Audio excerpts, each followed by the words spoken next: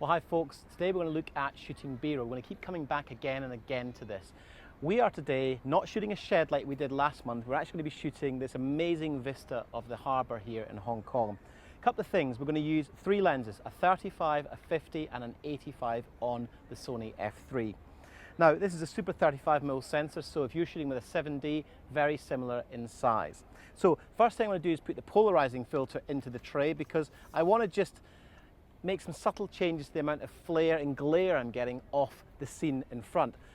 Avoiding flare by using my matte box with my side wings, I'm going to just adjust that polarizer. And the first thing you want to do is start with your wide angle lens to get some nice big wide shots of the scene. So looking at this scene here, I've got this. Now, I haven't mentioned this, I've got a quarter black Pro Mist filter in the front tray as well to help reduce some of the contrast in the scene, but also I want to soften some of the hard edges that I'm getting from these buildings here. So looking at this scene, I think that's quite a nice scene there, so I'm going to just let that record for 5 or 10 seconds. What I want to do is build up a set of images from this location. Now when I used to shoot travel programs, we weren't always able to get to the location at the time of day that was best for the light. I think just now it's about 1:30 in the afternoon, 2 o'clock in the afternoon. It's not ideal time to be shooting big scenes like this. So the filters help me to get some contrast into the scene and cut through some of the haze because the sun is very high in the sky. Now, we don't have long up here. We'll have about an hour and I've got to get as many shots as possible. So we're not going to move too far from this position. Another shot I can get is just by moving the camera slightly further in and just do a pan from here to here. So start the shot about here, get a nice frame. I'm looking for standard frames that will give me good sets of images. So remember with a pan, we start static for 5 or 10 seconds and then we do the move. Very gently, speeding up as we go through the middle of the frame, always looking for your end frame. And as this building creeps into the right-hand side of shot, I've got a lovely composition. The line of the hill is cutting through the frame, and that draws the eye in to help you make the frame look more attractive and more visually interesting. Now, one of the things I'm always looking for is the maximum number of shots from a single position. Before I change lens, I want to get all the wide shots out of the way, because as I scan the scene, I start to see more, and I think, oh, that would work well as a tight shot, but let me do that next. So this shot here I've got, I like the fact that I've got something cutting through frame. I'm a great fan of symmetry in composition, because when you stand back from this, and this is one of the advantages of using a monitor on camera if you're able to get one, is you start to see it more as an image on a screen rather than through a very small viewfinder. And again, I like the way that my eye's been drawn into these buildings here. Hong Kong is a place of absolute chaos, and so what I'm trying to do with these shots is try and relay some of that chaos in the size of the buildings, the juxtaposition of greenery versus high rises. We've got two huge skyscrapers here. I mean, the story here is these two skyscrapers, this one in the IFC Mall was built first, and then a couple of years later a guy built one slightly higher, so it's very competitive, which says it all about Hong Kong. Still on the 35mm lens, so we'll just stop recording there, and I think I'm going to move over this way because I can see the harbour is a big part of Hong Kong. So if I move the camera position over there, get some wide shots from over there before we change the lens to get some tighter shots.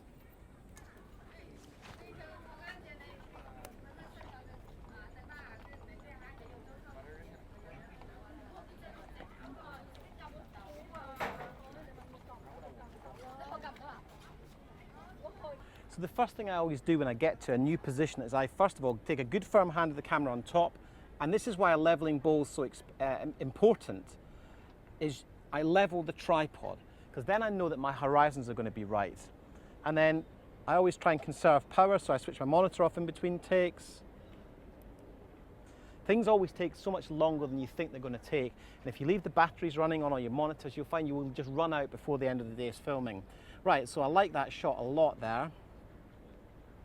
And I think I'll do one shot looking like so, because I've got a little bit of a problem with the clouds. The clouds are just a little bit burnt out, and I'm using both my filter trays, you see, so I don't have a third filter tray, because then the matte box would get too long and it would start to vignette, we'd start to see the edge of the matte box frame coming into vision. So if I just frame this in such a way to get around the problem, that's a nice image there.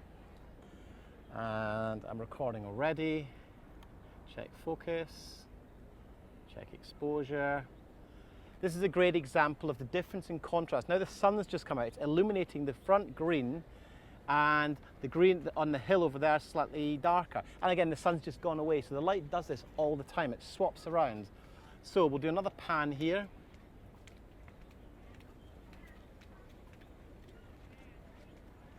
Pans work really well when you're doing B-roll. And they don't need to go very far. There's no need to go panning all the way across the entire harbour area. You're looking for small moves, because an editor can take those moves and cut them together and make bring the whole scene to life. One of your jobs when you're shooting is to give the editor as much material as possible, so that when they do cut sequences together, they might only cut a 15-second sequence showing this aspect, but they might want to use 15 or 20 shots, or even less, maybe more. But your job's to give them lots of variety so they have that choice.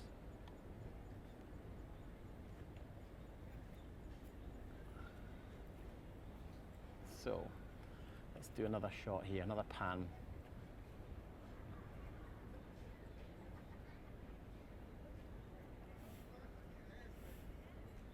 I love the way the highlight's coming up on this big building here. You should always be looking at light, looking at what light's doing. Sometimes a highlight will come, especially in the day-to-day when the clouds are blowing in front of the sun.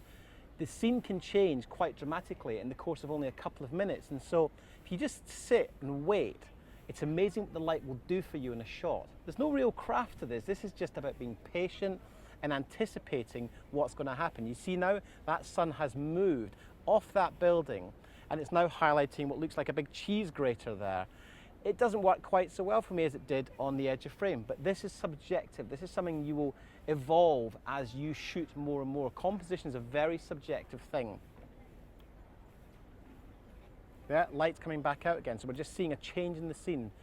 It's really important to just let your shot breathe. And I want to get a shot now of the harbour over here, because that really is such an important part of Hong Kong. In fact, while we're here, there's a great shot of people on the peak. So we'll just do that one as well.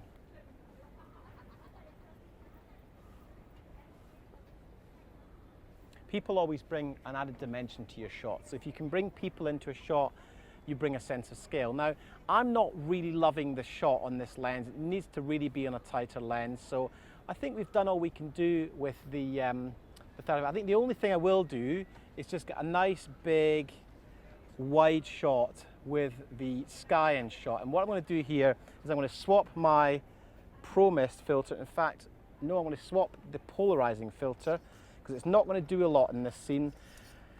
Filmmaking is always a compromise, and sometimes you just have to make some compromises that won't necessarily make a dramatic difference to your shot. But for example, in this example, I need my 0.6 ND grad. There we go. Let me just get rid of this. This is a great little filter pouch that helps you keep everything safe. Actually, this is a 0.9 grad. Let's see how this looks. Because what I want to do is I want to reduce the contrast between the sky and the back of shot and the top of shot and the foreground. Now, let me just close this down. That's pretty interesting. What we've got here actually, which is really nice, is because that light is dappling the buildings across on Tsim Sha Tsui over there, it's giving us a lot of interesting light in the scene. And what I've done is I'm just framing that in such a way that works pretty well. Let's have a look.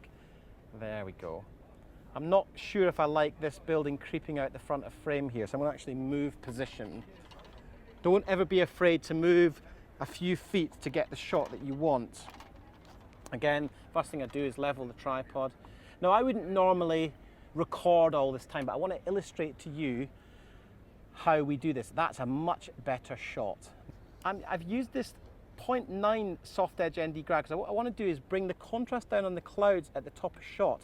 But if I pull the filter all the way down, I'm actually reducing the light across the entire half of the frame, and I don't want to do that. So what you can do with this is cheat and just lift the matte box filter tray up a little, so you bring the soft edge grad just into the top half of the shot. So it's not sitting fully in the tray, but what you've got there, I'm not losing those highlights on the other side of the river here, and I can expose that shot, and I'm pretty happy with that. So again, just the subtle use of filters really does help to just craft and control some of the light within the frame. Let me show you what it would look like with no filters in.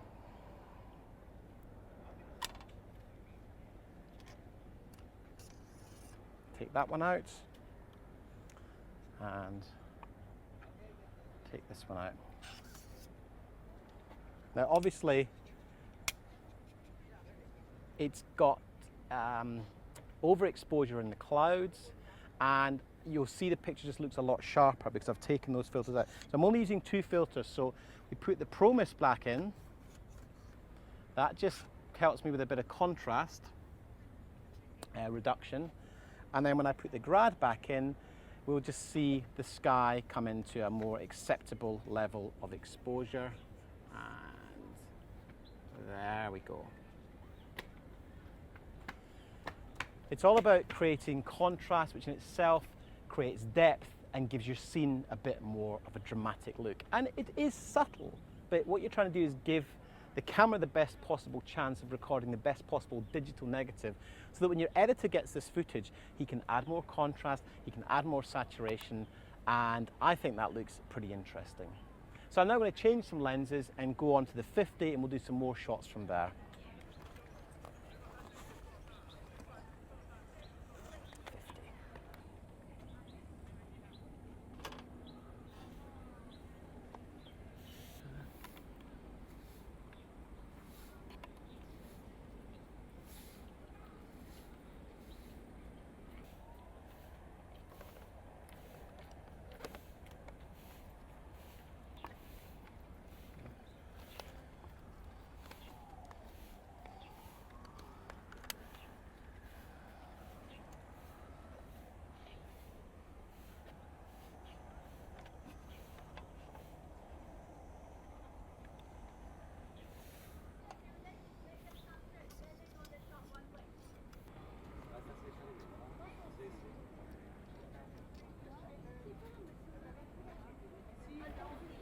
So I've had to bypass the 50mm lens because this is a demo kit from Sony in Hong Kong, and the 50mm lens has a problem. It needs to be collimated. It's actually not hitting infinity where it should be. So we're going to move straight onto the 85. Now, as soon as I put this lens on, I've got some really impressive shots here. But what I am going to do is put the polarizer back in because it's pretty hazy over there. And this will certainly help to control some of that spectral reflection. So pop that in. Always make sure the writing is facing the lens. Just tighten this up a little. And then just open that exposure up and polarize that. Yeah, that's it. Move everything forward actually so this doesn't get blocked.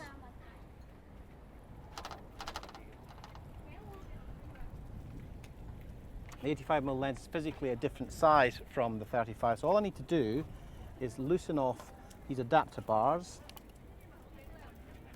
and I can slide the whole camera forward.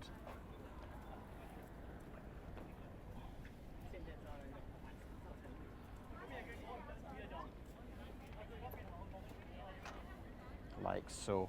This is one of the flexibilities of this system, is that there's always subtle changes that have to be made, and that way everything's now locked off. Put the follow focus back in, and I can start to pick up those shots again. Now,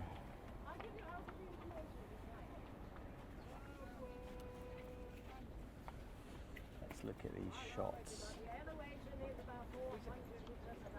There's a shot, great shot of the harbour.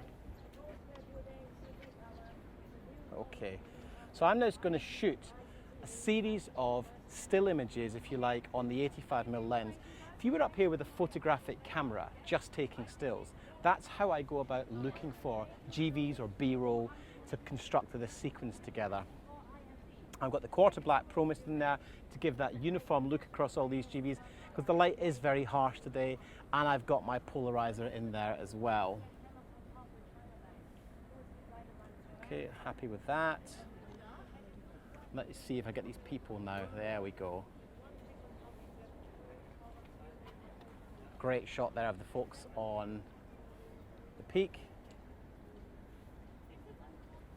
And that just helps give me some perspective on the size and the distance we are from down in the valley.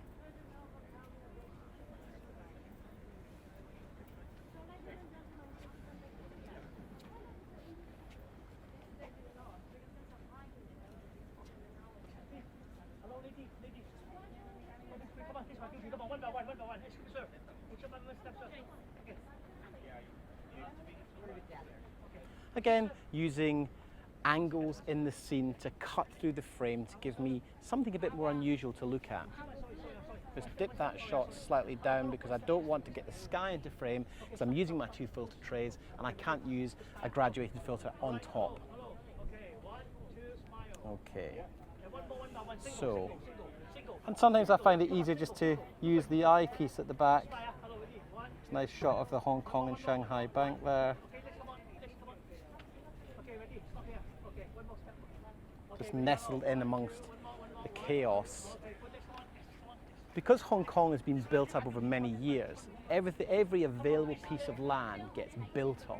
And so you get these mixtures of the Hong Kong and Shanghai bank there, which is quite an old building now, with the modern building of the new skyscraper.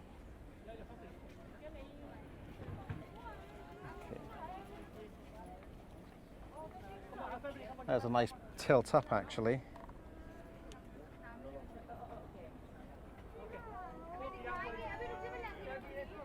Yeah, that works.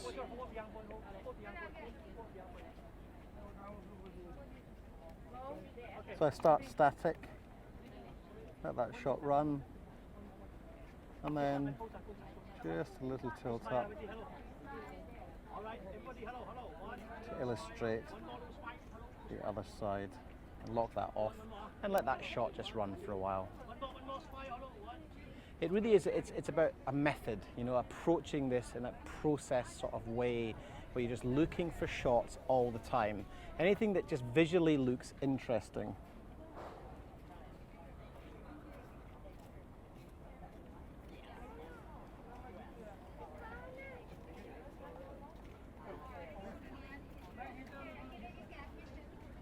And this is where you can have fun shooting B-roll, you know. There is no real right or wrong. You're looking for variety in shot, you're looking for some camera movement, you're looking for contrast, you're looking for shape, form, anything that visually tells the story of where you are. Because when you're up here taking it all in, your brain's processing so much information, but your job as a shooter is to capture the bits that you feel tell the story in the best way.